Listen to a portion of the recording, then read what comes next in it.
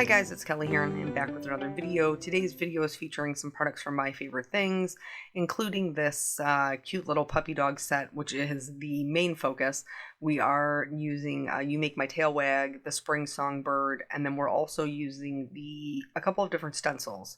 The small brick, the grassy edge, I think is what it's called, and then the sun rays. So we're using a lot of stencils in the scene, not just one, which means we have to do a little bit of pre-planning. So here I am putting down my stamps and I'm trying to pay attention to the fact of how they're spaced out. I know that I want my bird to be up in its tree. I know that I want this cute little dog who's facing, he's like overhanging, is going to be up over my little brick wall. My two dogs on the bottom are going to be, one's going to be kind of sitting at the base of the tree as if he was like trying to climb up the tree, and then the other one's just going to be sitting there being perfectly adorable. So that is how I laid them out. I am stamping them down. I'm working on Nina Solar White 80-pound cardstock because I am going to be doing some Copic coloring. The cardstock I'm working on is important for when this card goes completely awry. And it does, and that's okay. It did not want to be made. We made it happen anyway. So here, this is just some Eclipse masking tape, and I'm going to be creating my masks out of those. So I'm going to stamp them down again, and I should note that I'm also using Intense Black ink from Hero Arts. It is safe for Copic markers. It is also waterproof and archival, so that is also something that needs to be mentioned before we get to what has gone horribly wrong. So here I have trimmed my masks out. I'm putting them in place, and then I'm going to start laying everything out to do my ink blending. The inspiration for this card was my own dogs. So these two down here, this one that is sitting pretty and this one that is trying to get up the tree, them are my dogs. And the reason is because it does not matter if it's in right first thing in the morning, which is when it happens most often, or if it is later on in the evening. There is currently something living in the tree in my backyard. Let's go back to the card. So here, this is some Scotch masking tape. I am using the 1-inch, and it's just on a roll, just like regular Scotch tape, but it's masking tape, and it's the cat's pajamas. I think I showed you guys there. I mentioned it in a video recently where I couldn't find it, and I had to use my satin masking tape. That's the purple tape you see here, and it just does not work as good. The Scotch masking tape is really perfect for flat edges. So I put my tape in place to mark the very top of my brick wall. Now I am taping my stencil in place to mark the bottom of my brick wall and the start of my grass. This piece that you see here I am using because that's where my tree is going to go. And so in an effort not to stencil over the area that I was going to put my tree in, I did put a mask there as well. So now I'm just going to be doing a little bit of ink blending. So I like a neutral. I'm not, because I use colors in so many other ways in my cards, namely in this one, the sky, that I like a neutral brick, but you could certainly do this in any, color brick you would like. So I'm using Hickory Smoke and Black Soot, and before I put the stencil down, I'm adding just a little bit of color. I'm adding slightly more shading underneath that dog's head who's kind of peeking over, because there would be shading underneath it, and then I am adding more shading to the edges and then where the bottom of the wall is. Now that that's done, I am going to use my small brick stencil, and I am lining that up with the edge of my tape there so that there'll be a full brick on the top. And then once I have that in place, I'm going to go over with the same two colors that I just used. So back to my pseudo story time, I guess. So there's something living in the tree in the backyard, and this particular tree it's in the yard, but it's not. It's in the yard, but it's not. It's actually next to our shed, and there's kind of like a little between the two, between where the tree is and the shed is, that grass has kind of just been worn down to like mud. Because the dogs are constantly walking back and forth and using it as a cut through. back to the card. So now once I was happy with my brick stenciling, I did go in while all of my masks were still in place and use a Copic Safe pen to just draw a line at the top of the wall so that way it'll fit in nicely with my outline stamps. I am going to remove this top one as I get ready to do the rest of the background, and I will use that same piece to block off my brick wall. So I'm just going to move it down. You do want to make sure like that your distress inks are relatively dry, otherwise you might have a hard time getting it to stick. And then I will be able to remove my grassy edge stencil. I probably should have done them I probably should have removed it before I put down my tape again, but that's okay. So here now you can see where the grass is. All I've done is just flipped the stencil upside down, and I'm trying to line it up as best as possible with those edges. But I'm going to be honest, it's not perfect. But because I know I'm going to be going back in with Copic coloring, I'm not worried about it. I'm just trying to get a base layer for my grass. So if all the little blades don't line up exactly, it's okay. I can fix it with my markers. So for the grass, I'm using Twisted Citron, Mowed Lawn, and Rustic Wilderness. I am covering the whole thing in Twisted Citron and then adding shading to the left and right hand sides as well as the bottom. I did add a little bit of heavier shading on the right hand side where my tree will be because there will be more shadows there. So that's what's happening with that. Anywho, so the dogs have worn this worn this area down where there's no grass. And because it's just this time of year, like where it's a little bit rainy, a little bit snowy, and the ground isn't frozen, it's like the same thing in spring. We have the same problem in spring.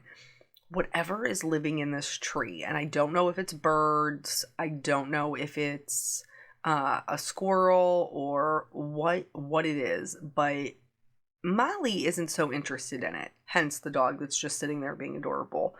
Molly is a barker, like she's the mouth of the group, but she isn't so much a digger or a scratcher. That's Emma.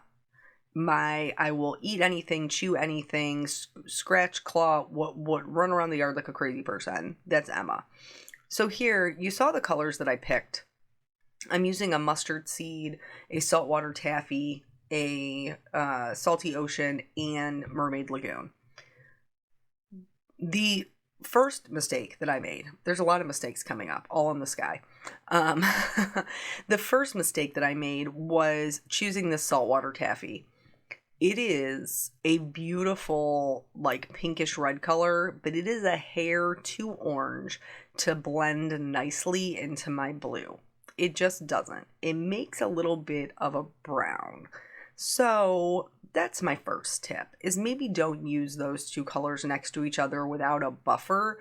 So if I had left like a little area of white like you see here, it probably would have been fine. But I didn't. I took it all the way down into the saltwater taffy and started to make a little bit of a brown color. So I'm going to work all the way out to my darkest color, which is the Mermaid Lagoon. And then I'm going to put my raise stencil on to kind of give the look of like it being first thing in the morning. Since for me, that is when this happens most often with my dogs. So I'm taping that in place, and then I will put some tape up top as well to just kind of hold it where I want it to be. And then I'm going to go in with the same colors right over top of it. Here is where things start to get super muddy. Like it was not a good look. And I wasn't looking for the sky to be super dark. Well, it didn't really matter what I was looking for because that's what happened. And it happened as I was trying to fix the first mistake that I made. The first mistake that I made. You guys know if you watch my channel that I don't like to start over. I'm like, everything is fixable, just roll with it. So you can see by the time that I got to this guy, I'm super invested in this card. I've already got all my stamping done, my masking done, the brick wall is in, the grass is in, like I'm just moving right along here. So I'm pretty invested in the way that this card is looking so far. So now you can see where the saltwater taffy is meeting that blue, and it's not a good look, y'all. It was very muddy. It was borderline brown. I didn't want brown in my sky. I was like, nah, it's not good. So you'll see it very clearly here once I remove this stencil, and then you will see me be like, oof, it's not good. See it? It's not good. So now I'm like, okay, how can I fix this? So I removed these, and then I was like, no, I don't like it. It looks too brown.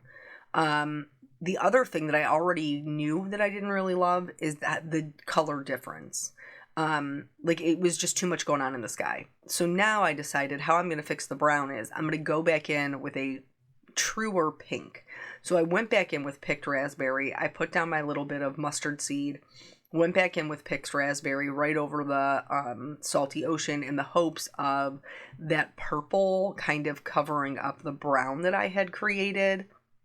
And then again, just kind of blending these out, I'll go back in with the salty ocean as well to blend into the picked raspberry. And what is happening here is while I am getting rid of my brown, it is making it so dark. And now it's too dark. It distracts from the rest of my scene. So in order to tone that back, like this is a series of unfortunate events, guys. In order to tone that back, I'm like, okay, I'll just go back in and make my background colors not as light. So that is what you see me doing here. I'm going back in with the same colors, no stencil in place, trying to make them a little bit closer to the shade that I got on the stencils. And just trying to kind of like knock back the pattern is what my goal is here. And while I'm doing this, I am making my sky darker and darker and darker and darker. And it is not good. So I leave everything in and I share these videos because I want you to know that everybody makes mistakes and you are not alone. And here's what I did to make it work. It's not ideal. It's not A, B, C, D. It's like A, G, H, K. But hey, we got there. So now you can see it's way too dark. So I have no idea how I'm going to fix this, but I am working with distress inks. And distress inks are water soluble. So here's my game plan. And I was terrified. So I used a plastic mat to block off the rest of my card. And I sprayed the top of my cardstock where my distress inking was with water. This is not watercolor cardstock. This is regular cardstock. It is not made for water to be used on it. But here I am doing it anyway. And I probably sprayed this, I think, 4 times. And the last time I let the water like really sit on it to try to pull up as much pigment as I possibly could. I'm spraying right over my masks. Like I said, I blocked off the bottom portion of it in the hopes that I would be able to salvage that part of my card. And I knew that if this didn't work, I would just have to cut it apart. But there was no harm in trying before I cut it apart. So I did that. I mopped it all up, all the excess water. I removed my masks. I did have a little bit of bleeding into my brick wall, but shockingly, the Eclipse masking paper did a stellar job of continuing to mask, even while wet, my images. So you can see my bird and my dog, while they are not perfect, are still pretty clean, honestly. So I was super impressed by that because, I just sprayed it on a bunch of paper and it stayed. So now the next step is to dry it.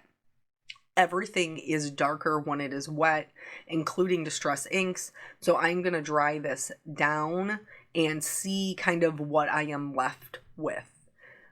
So I just dried that down, and then it is warped now, okay? Because it's not meant to take this much water. It's totally wonky. In order to fix that and fix the texture issue, I am going to run this through my Spellbinders Platinum 6 in this sandwich. So I used 2 cutting plates, the platform cover, and a shim.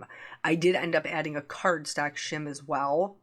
So not only did this fix my problem that I had with the paper being warped, it also changed the texture, because when I added the water, it absorbs in and then it raises the tooth of the paper and it makes it super rough.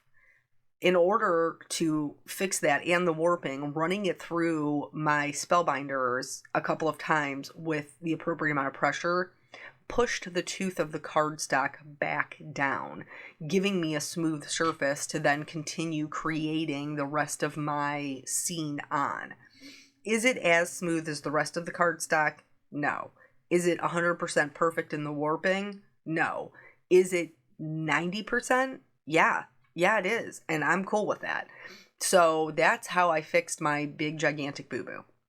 Now, you may be wondering why this is so sped up. The reason it's so sped up is because I really wanted to concentrate on the background building versus the Copic coloring. Now, I did obviously include everything in here. There's no parts of the card that are missing. They're just sped up. If you would like to watch it at more of a regular speed, YouTube has a setting for that. So my speech will sound like, the Peanuts, like wah, wah, wah, wah, wah. But you could mute it and still watch this at a much slower speed to see what I'm doing. Plus, obviously, I will be interjecting as we're talking about what I'm doing. So here I decided that I wanted to put my bird in a little tree. I didn't need my tree to be anything super extravagant. I just needed my tree to hold my bird, and also to play my story. I don't have a brick wall in my backyard. I took creative license with that because I thought it would be cute. And ultimately because I wanted to use this little dog who was peeking over to see like what was going on. As I imagine a lot of my neighbors probably do when my dogs are out there just running their traps. See, because I told you Molly is the mouthy one, and she is, but Emma will just get right in with her once Molly starts going. So oftentimes I have to yell into my backyard for my dogs to hush it up and come inside. So as far as why I didn't mask the trees or the branches, it's because I knew that my colors were going to be dark enough that it wasn't going to be problematic for me to color over my sky. Well, until I made the error of making my sky too dark, but now I think it looks really pretty. It's nice and light. And still retained its rays, which I think is pretty cool. So anywho, I'm just going in there, I'm creating a little bit of wood grain, adding a couple of little shadows, and then I'm going to move on to the grasses. I have a video of me doing grass specifically for that, where everything's kind of slowed down. Basically, I like to go in with a couple of different green colors and do just a series of flicks. Just kind of all over. I do add darker colors where I want it to be more shadowed, but for the most part, I just add them kind of all over the card to give the texture of grass. And that is how I knew that I would be able to fix any areas of my stenciling that didn't line up perfectly, because I would just go right over top of it. So once the grass is done, then I will move on to the coloring of the puppy dogs. I knew I was going to put some grasses in front of my dogs, but I didn't want to do that until after I had them colored up, because I decided to put in this Copic marker tree. I did have some areas that I got some brown on, so that was me just going over with a colorless blender. This part is slowed down, and this is just me adding the leaves, and I wanted you to see how I did that. I literally just used the tip of my marker, pushed down and pulled up. Because of the shape of a brush tip, it's more slender at the tip and wider at the base. I used that to just create my leaves without having to draw a leaf shape. And this is a technique that you see a lot of times in painting when they're creating leaves, where you put your brush down, push down to make the fatter part of the leaf, and then pull up. I'm doing the same exact thing. I'm just using the tip of the marker to do it. And I used all the same greens that I used for my grasses. For my little bird, I chose some blues that I thought would be complementary to my sky. Normally I would have gone with like a B020406, but because I had all of that like brown that had gotten around the edges, I just wanted to make sure that you weren't going to be able to see any of that, and so I chose some darker blues. I think he works really nicely, and I wasn't upset at all with the way that he came out. So anyway, back to my dog story. So the girls will just be out there all the time, like prancing around this tree. And because I've told you this in the past, because my Molly has an issue with her toes, she doesn't like when people touch her feet. She will let me do it, but even when I do it, she like pulls her foot away, but she won't let anybody else do it. Like not the vet, not the groomer, nothing. In fact, when she had her surgery this past summer for her ACL, I asked them if they could please trim her toenails while she was out, because my vet told me after the last instance that in the future she would have to be sedated to have her nails cut. A friend of mine who is an animal control officer told me, if it doesn't seem to be bothering her, don't do it unless she absolutely needs it, since they will have to sedate her and she is an older dog. So because of that, her nails are longer than I would normally have them. And that means that she gets so much mud caked underneath her nails, y'all. Like so much. Yesterday when she came in from outside, she literally had a leaf attached to her foot. A leaf. A full leaf. So with that being said, obviously Emma doesn't have, little toenails that are quite as long, but hers are still not short. And she also gathers tons of mud and leaves and stuff because they're dancing around underneath this tree trying to figure out what's in it. And I don't go outside. Otherwise, I would have looked to try to figure out what it is. But that is how I got the idea for this card. And like I said, I did take some creative license with the scene because my backyard doesn't actually look like this. It'd be super cute if it did though, didn't it? And then the little dog that is kind of leaning over, he's actually 2 houses away and not 1. So we have a chain link fence and the people next to us don't have a fence at all. So they're fenced in on 2 sides of their yard by their neighbors, us being one of them, and then another neighbor who also has a chain link fence, which means through the yard, our dogs can see each other. And then they run up and down the fence, barking their heads off as dogs do. So my little guy kind of peeking up over my brick wall was kind of my representation of that dog who's always like, hey guys, what are you doing? Hey guys, let's run this way. Let's run that way. Run, run, run, run, run. Well, they're barking, of course, because we can't do it quietly. So I think that dog is a brown dog, but I'm not positive. But the black and white dog is definitely the Emma of this situation. She is our black and white puppy. And then this dog, who is sitting pretty, my husband will laugh because Molly is my dog. He's like, so of course you would depict her as this adorable little angel dog. But Molly is a brindle coat. And so that's why I'm doing the stippling on top of her coat. It does not look brindle. I'll be honest about that. I can self-critique and understand where I need improvement. And so I was trying to make her more of a brindle or a spotted coat. That's not what happened here. I don't think it looks bad. I think she does look multicolored, but not brindle. So I'll have to come up with maybe another technique for getting that kind of look. It does come together a little bit more when I go back in with this E55 and just kind of dot all over everything so they blend together a little more. Plus Molly is older now and she has a little more sugar on her snout. She's got a little more white on her snout because she's an old girl. And then I colored in their little collars. This was not necessary to bring in more colors. I could have used some of the same colors that were in the card already, but I colored their collars to match my girls. Here's where I went back in, like I said, with that darker green and did the grasses that were kind of in front of the little doggies. His little tail is adorable. Well, it's hers because Emma's a girl. Her little tail is adorable.